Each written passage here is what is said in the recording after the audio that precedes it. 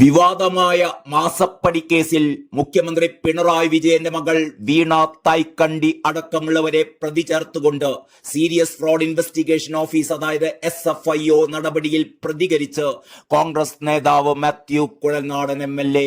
CMRL കോടികൾ വീണക്ക് വെറുതെ നൽകിയതല്ല എന്നും ഇതിനു വേണ്ട സേവനം ചെയ്തു കൊടുത്തത് മുഖ്യമന്ത്രി പിണറായി വിജയൻ തന്നെയാണ് എന്നും കുഴൽനാടൻ ഫേസ്ബുക്കിൽ തുറന്നടിച്ചു. ഈ കാര്യമാണ് ഇത്രയും കാലം താൻ പറഞ്ഞുകൊണ്ടിരിക്കുന്നതും തെളിയിക്കാൻ പരിശ്രമിക്കുന്നതും.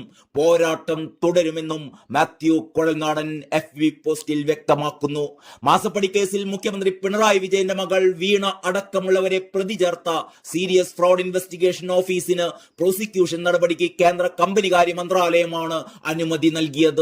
വീണ അടക്കമുള്ളവരെ പ്രതി ചേർത്ത SFIO കുറ്റപത്രമാണ് വാർത്താ ചാനലുകൾ പുറത്തുവിട്ടുകൊണ്ടിരിക്കുന്നത്.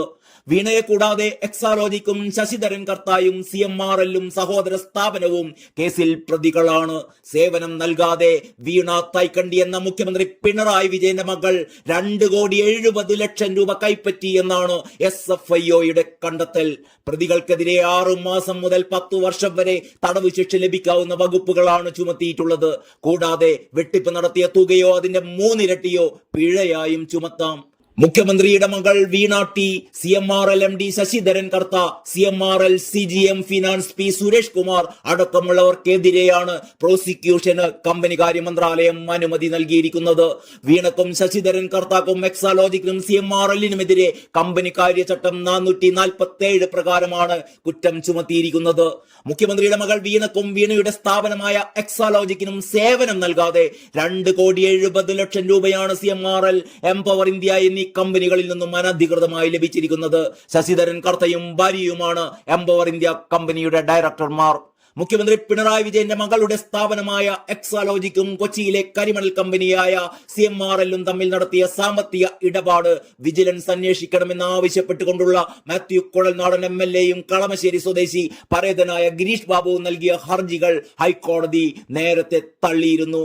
നേരത്തെ മൂവാറ്റുപുഴ വിജിലൻസ് കോടതി ഈ ആവശ്യം തള്ളിയിരുന്നു. തുടർന്ന് റിവിഷൻ ഹർജി നൽകുകയായിരുന്നു. എന്നാൽ ഹർജി രാഷ്ട്രീയ പ്രേരിതമാണെന്ന വിജിലൻസ് കോടതി പരാമർശം അനാവശ്യമാണെന്നായിരുന്നു ഹൈക്കോടതി പറഞ്ഞിരുന്നത്.